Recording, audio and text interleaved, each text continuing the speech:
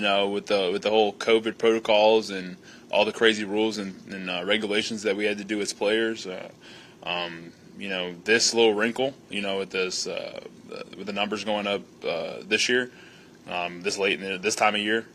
I don't think there's any problem with guys that have been around and been in the league, through last year's season and preparing week in and week out. I think guys got that down pretty good. So beyond the health concerns, I mean, there's a lot of players who can be out. How do you all feel as a defense to be prepared for that? Shoot, man, next man up. That's all you've ever heard. In my football career, is everyone has to be ready because you never know when your number's going to be called. So next guy up mentality. There should be no drop off in terms of starter, backup, third string, fourth string, whoever it is. So. Saw you wear number 3 at practice. You gonna change? No, not to number 3. Not to number 3. What would you change to if you changed anything? If I did, I would change to number 9. But obviously, Brev has 9. So. Why 9? I was number 9 in college. Yeah. What do you think of kind of Trevor Lawrence and just the progression he's made from the first time you guys played him? Man, I'm excited. I'm always excited to get after quarterbacks. Whoever's back there. I'm excited to play. Excited to play against Jacksonville. It's a divisional opponent. So it's easier to get up for those types of games. And it's always nice. Welcoming rookie quarterbacks into the league, especially as a defensive end, a pass rusher. So it's always fun. What is it that you expect from a team that just had their head coach fired? Like, how do you expect how they'll come out? I expect them to come out, the same way they'd come out, any other week, trying to win the game. So that hasn't really changed much for me in terms of how I prepare or how I see them. For them, they may see it as a challenge. They may take it as a challenge themselves and prove that they didn't or don't need a head coach to win games or didn't need that head coach to win games. So I'm just excited. Excited for the dogfight. So. What do you remember the kind of energy being like around here when you guys played them last year, after the week after Bill had gotten let go? Man, that was a long time ago. Shoot, man, it was. I would say the same type of mentality. Guys came in and attacked the work week, just the same. If not better. So I assume that's what those guys are going to do down there. So. How this season has been for you? These are the most games that you had an opportunity to play, and the most you have been able to make a positive impact on the defensive side of the ball. Yeah, what was your question? I was saying, what has this season meant for you personally? For me, it's a stepping stone. This is just the beginning. I've been talking about this and my abilities, for quite some time. This is year 4. This is my first opportunity to being at starting position, that starting role. I think this is just a stepping stone. I think there's so much more that I'm capable of, and so much more that I can and show and do. I think it's a great building block. Casario said during training camp that he'd be open to talking to people during a season about their futures. Is that something that you've experienced this year?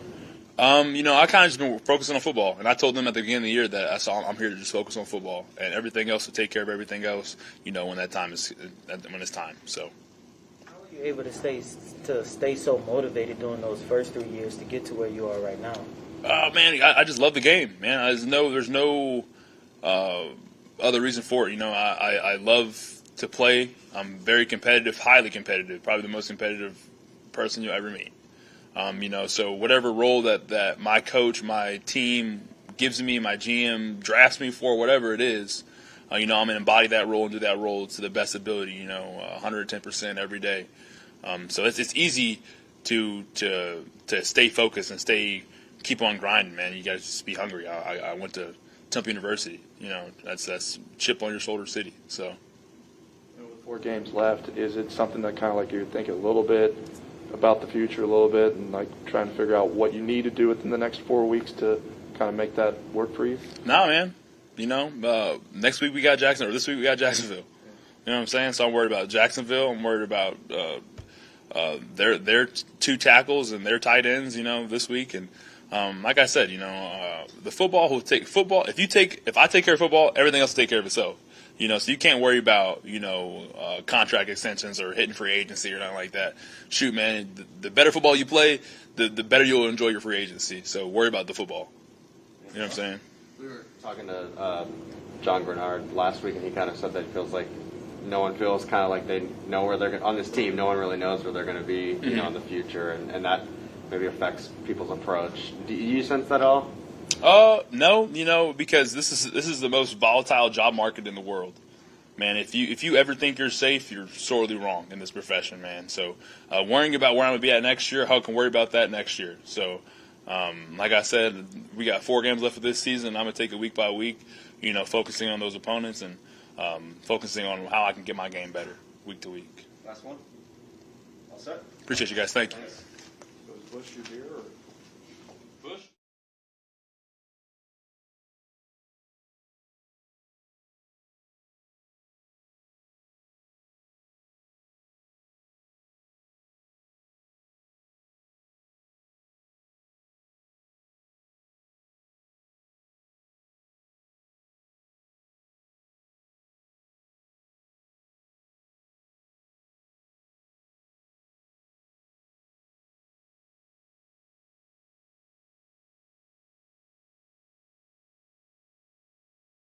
Possibly only having 2, maybe 3 guys going into the game. You're talking about this week? Sorry, I couldn't really hear you. Depth-wise, preparing for this game, Yeah. I mean, how are y'all approaching that as a group? I mean, usually how we do every week, you never know what's going to happen, especially with today's times. It's just everybody preparing like, you're going to get every single rep, getting every look that the starter would get, and, just ready to rock when it comes game day. You were the only running back left in last game. I mean, did Yeah. you sense that? What was that like? Oh, it was crazy, just the way we started the day off with what happened, and then during the game, it's just a game of football. So you just roll with the punches. But I was glad to be out there and just being out there trying to make plays, as the game progressed, and just being the only back out there. I mean, it still was quite an experience. What's your mindset when you find out that's the case?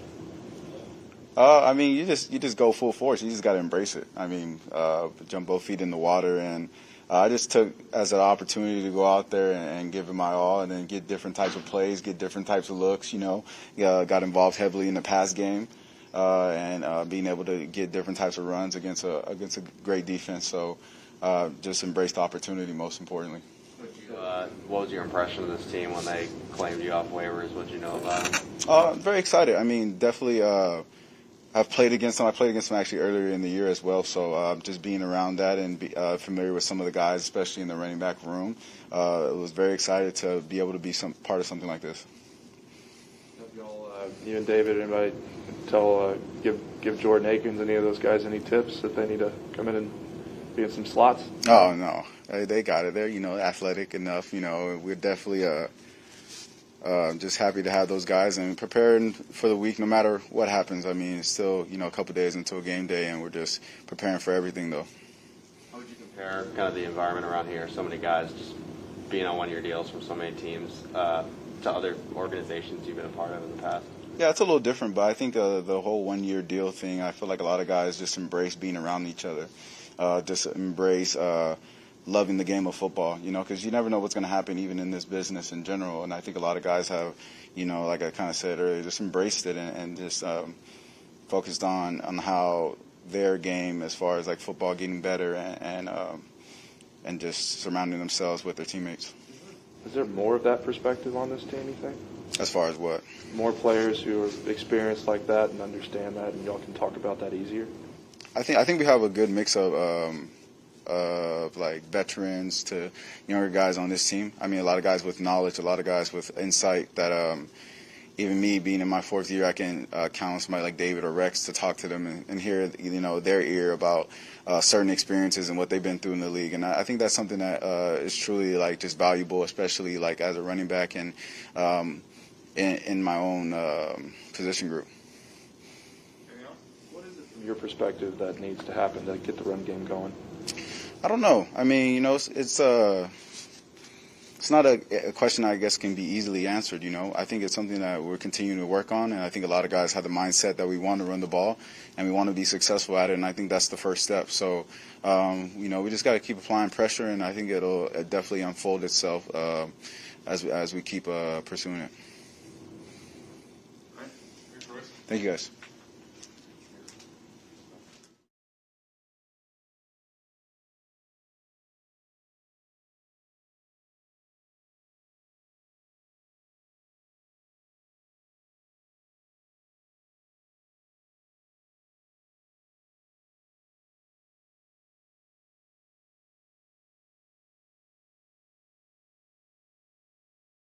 Look around the league and see what's happening with all the COVID cases? I think the biggest thing is just understanding that this thing is, still real, and just trying to be safe as possible.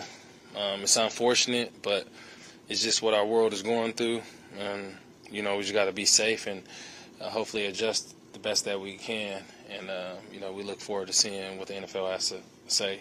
What is the coaching staff or the medical staff communicating to you guys about? Is there anything? Nothing yet. Besides, now we have to come in regardless of vaccination status, wearing masks, trying to social distance as best you can. If you have any symptoms, being able to report those things. But everything that the league is telling them so far, they kind of have been telling us, and just trying to follow the rules as best as we can. What you've heard is that adequate, or is there other things you think could be done? I think that's adequate. I mean, I'm not the medical expert, so I trust in the doctors and the NFL doctors, and et cetera, to be able to make those decisions and help us with that. Having, gone back to kind of things being in person and stuff again, how much do you think it really makes a difference when you guys are meeting in person versus virtually? Do you feel like you can get about the same amount of work done? I think from a meeting standpoint, from the X's and O's, I think you can still get the same amount done. But I think just the camaraderie that you build, being able to be in person, have those moments where you're laughing and joking together and building with one another. Obviously, the only way you pretty much do that is in person. But from the X's and O's, I think you can get just as much done virtually as well, as long as you're paying attention. What do you remember last year about the atmosphere of the team going into that first team after the Texans departed from Bill O'Brien? I'm pretty sure you saw the news. Jacksonville did the same with Urban Meyer last night. Yeah, I think the biggest thing that I remember is just understanding we still had a job to do, and it was just about us and sticking together, keeping the train moving, and that was the biggest thing that I can remember during that time. Mid-season change like that, does it give the team a little bit extra motivation? As motivation, I think just energy, just understanding, because everyone's counting you out at that point for sure. So you almost have a little bit more of that underdog mentality just because now you're not with the head coach that you started with. So it just energizes the team just a little bit more. What do you think about this defense compared to the last time you guys played them? I think they've been playing at a much higher level than the last time we played. I mean, you talk about week one, first week, but, those guys are flying around that front seven, those guys on the back end, led by Shaq and Campbell on the outside. Those guys can run. You talking about Josh Allen and Khalil Mack flying around making plays. So I think they're playing at a much higher level than that they were week one.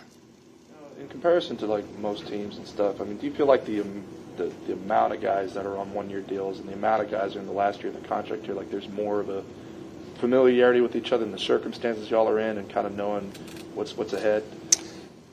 Yeah, I mean, that's just the business side of it. I don't think that much thought goes into it, to be honest with you.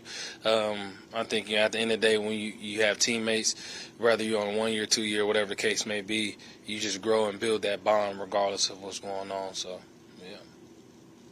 As one of the main receivers on this team, what are you seeing from Davis Mills, and what do you think he needs to improve on in order to make sure the performance that we saw on Sunday actually carry over? Yeah, I think the biggest thing that, for him just to continue to grow, like I talked about, from his first start to that last start, his decision-making, when the big play is not there, being able to find your back and take the check down and keeping the chain moving and being efficient. I think as long as he continues to grow in that aspect, he has a great chance to be great. And you see that from him throughout practice, just not forcing things that aren't there. Brevin Jordan's touchdown, you kind of gave an inside move to bring that safety in. Yeah. Can you sense your influence on the field like that? Oh, no doubt. And that's what we talk about throughout the offensive meeting. Other guys got to step up and make plays, and they've been doing that consistently. Not just Brev, but Nico and Chris, and everyone that touches the ball, they've been stepping up, making plays. So, and you just got to keep doing that and do it at a consistent level. Is that something that's kind of booked into how y'all call plays? You kind of do that on your own sometimes. You're going to have to ask TK on that one. Yeah. Last one? All right. All right, y'all. Yeah, have a good one.